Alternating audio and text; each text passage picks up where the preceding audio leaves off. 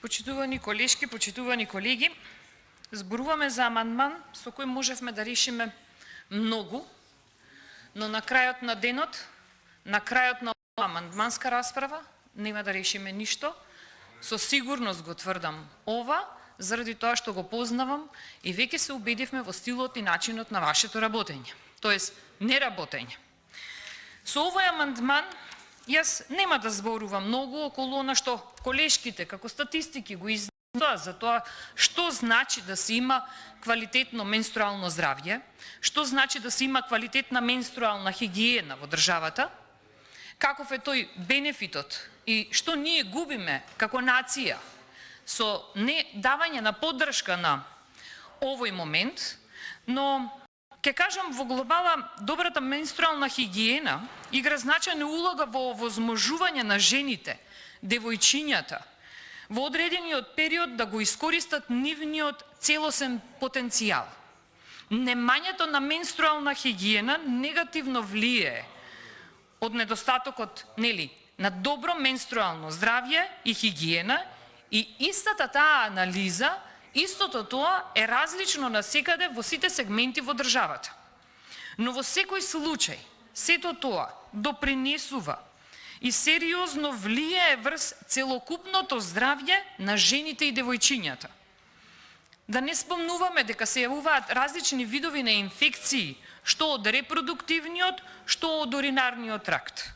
Нема да зборувам многу за тоа каква е состојбата со училиштата и тоалетите во училиштата.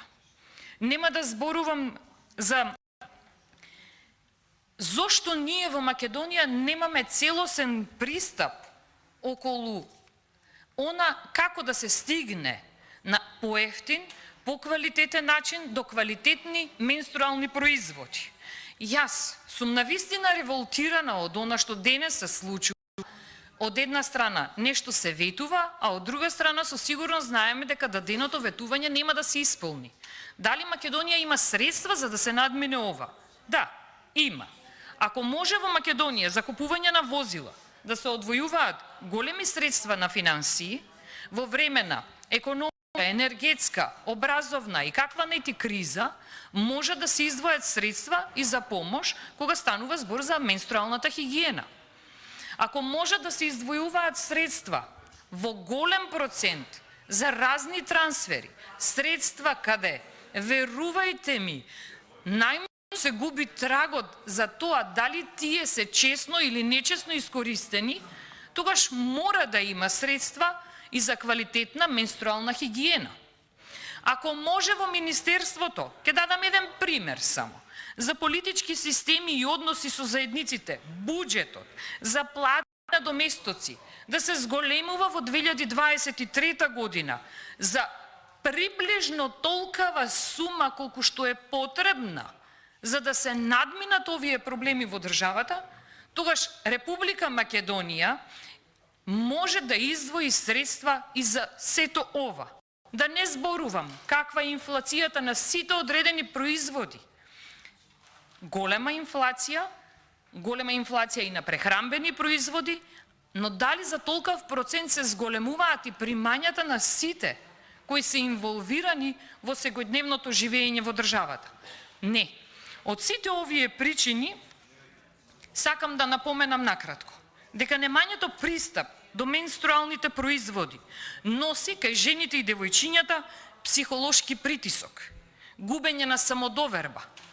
И така, сето ова секојдневно погубно живење кој го имаме од неквалитетен живот во општеството, дополнително се помага со овој момент кој може да се реши да се надмини.